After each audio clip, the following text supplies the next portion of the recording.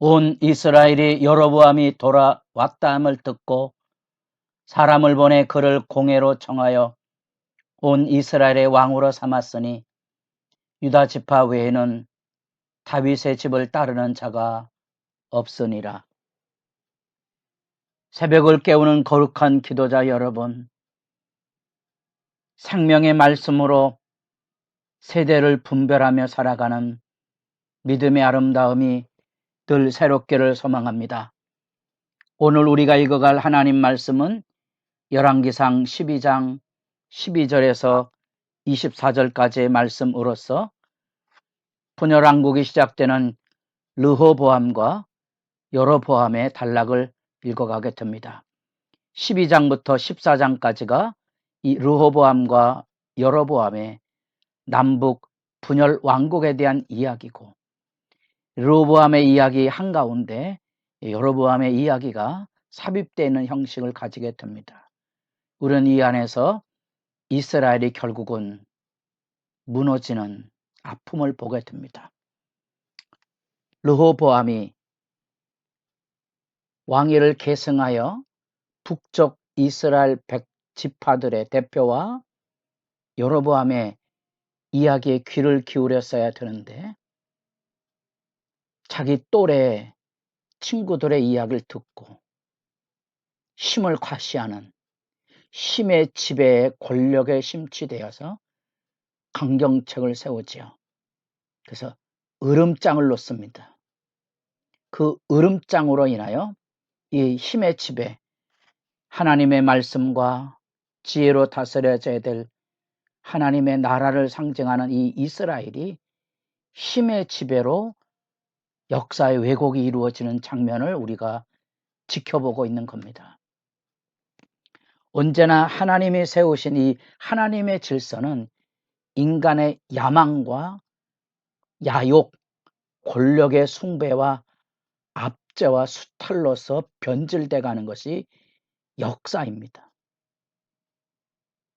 그 역사의 흐름을 악이 그렇게 분탕질을 하고 있다는 사실을 알아야만 하나님 앞에 겸비히 기도하고 그 말씀에 귀를 기울이며 사는 지혜를 만나게 됩니다. 이렇게 역사서를 보면 여러분, 뜻밖에도 우리의 일상의 생각과 반하는 현실의 영적인 하나님의 흐름을 우리가 만나보게 됩니다. 여로보암에게 선지자가 가서 10지패를 주겠다고 말씀하시는 건 받아들일 수 있는데, 다윗이나 솔로몬이나 믿음의 사람들에게 약속을 주었던 것처럼 동일하게 여로보암에게도 언약의 말씀을 지키면 대왕정이 영구하리라는 약속을 동일하게 주신다는 겁니다. 그것이 이제 말씀을 통하여 보아야 될 역사에 대한 이해입니다. 우리가 악을 만나는 그 안에도 하나님의 뜻이 있습니다. 대부분 우리의 일상이 우리가 저지른 죄가에 대한 고통과 압제를 자초한 것에도 불구하고 마치 우리는 죄가 없는 것처럼 생각하고 그렇게 살다가 그것 때문에 원망하고 불평하고 다투고 싸우는 악의 수렁에 흔들리게 됩니다. 우리가 건강을 지키는 방법은 지혜롭게 자기 건강관리에 관심을 가지고 힘쓰셔야 되죠. 물론 우리 힘으로 되는 것만은 아니지만 그처럼 역사를 통하여 살펴보는 것은 이런 하나님의 말씀에서 어디에 무엇이 어긋난다는 것을 지켜보고 이런 이해의 폭을 넓히는 겁니다. 악이 득세하는 이유에도 거기에도 하나님의 손길이 있구나. 솔로몬의 범죄로 인하여 르호보암이 그 악에 가담하고 무모해지는 이 슬픈 장면, 결국 그래서 20절에 유다 지파 외에는 다윗의 집을 따르는 자가 없느니라, 이 슬픈 이야기는 이미 하나님께서 여로보암에게 아이야 선지자를 보내서 확인시켜준 그 말씀 그대로입니다. 10지파를 내게 떼어줄 것이라 거지요. 그럼에도 불구하고 르호보암은 시대 분별을 하지 못하고 하나님의 뜻을 묻지 아니하고 자기의 권력과 힘의 지배를 가지고 북지파들의 요구 조건에 대하여 단칼에 거절하고 위협을 가하는 정책을 그가 그들에게 나타내 보입니다. 그러자 누가 그 이야기를 듣겠습니까? 협상이 결렬될 때 16절에 우리가 다윗과 무슨 관계가 있느냐? 이새의 아들에게서 받을 유산이 없도다. 이새의 아들, 그냥 적나라한 표현이죠. 다윗 가문으로 이루어진 남유다의 왕국의 정체에 대해서는 우리는 아무 상관이 없다는 거예요. 그들에게 혜택을 입은 것도 없고 우리는 우리나라를 건설하겠다는 거죠.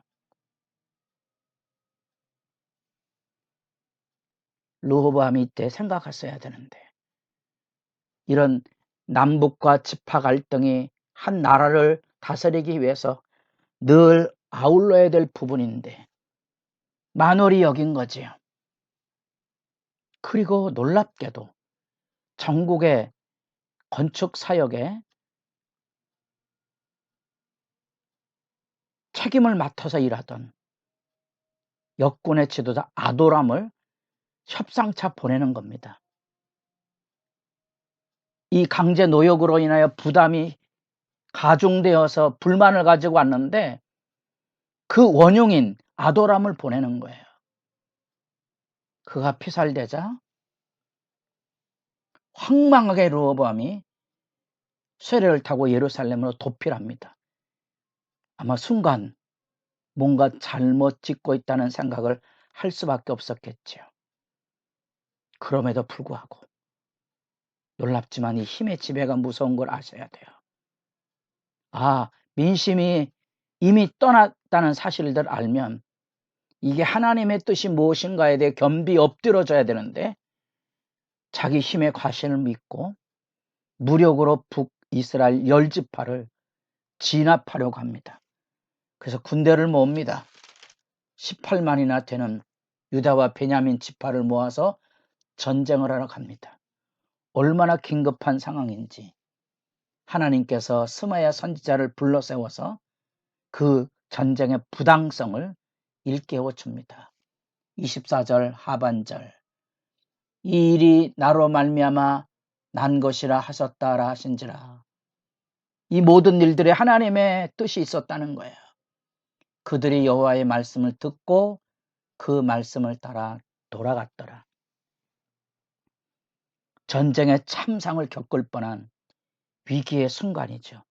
이것이 인간이 일으키고 있는 죄의 실제의 모습이고 그것이 우리가 만나는 힘의 지배의 실제 모습입니다. 지금도 부부간의 힘의 지배, 교회 안에도 권력 싸움의 지배 안에 멍드는 모습을 가슴 아프게 지켜보십니까? 우리나라 같이 같은 민족이 동일하게 핵전쟁을 불사할 정도로 치닫고는 이런 모습 앞에 여러분 힘의 지배가 뭔지 아십니까? 힘의 이 압제와 분쟁이 곳곳에서 모든 영역에 이 힘의 지배에 갈등이 일어나는 것이 사탄이 춤추고 노래하는 역사 인간의 죄악상입니다.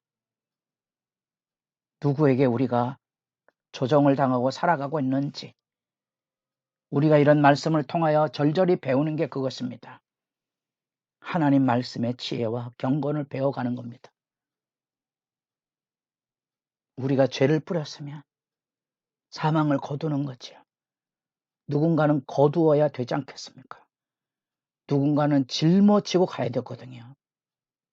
짊어지고 가야 합니다. 우리 부모님 세대가 산업화 여건이라 그래서 밑바닥성을 그 가난과 경제적인 위기와 아픔들을 짊어지고 씨를 뿌려서 경제 부강의 토대를 놓았습니다. 그 다음 세대가 그 성장을 잘 지키지 못함으로써 요즘 나오는 다음 세대의 경제적인 부담과 위기, 이런 것들을 생각해 보십니까? 지혜와 경건의 절실함이 그곳에 있습니다. 우리가 교회를 섬길 때에도 누군가는 선악간에 씨를 뿌리고 잘못된 부분들은 누군가 짊어지고 가야 되거든요. 아픈 부분입니다. 누군가는 희생양처럼 십자가를 지고 가야 됩니다. 저는 단순히 교회 일의 노동에 대한 얘기를 하고 있는 게 아닙니다. 힘겨운 사역에 대한 얘기를 하고 있는 게 아니고요. 영적인 책임의 문제 안에서도 누군가는 그것을 짊어지고 가야만 한다는 겁니다. 하나님 앞에 물으시며 여러분의 삶을 헤쳐갈 때 주님의 십자가 지고 가는 게 뭔지, 그 절절한 역사의 교훈 앞에 서십시오. 내가 하나님 앞에 다윗처럼 믿음의 삶의 아름다운 유복, 남겨지는 복을 자녀들에게 후대에 남기는 사람이 얼마나 복 있는지, 솔로몬처럼 위대한 역사를 이루는 것처럼 보이지만 자녀와 다음 세대에 쪽박을 남기는 것이 무엇인지 주님 앞에 묻고 기도하는 시간이 깊어져 가기를 바랍니다.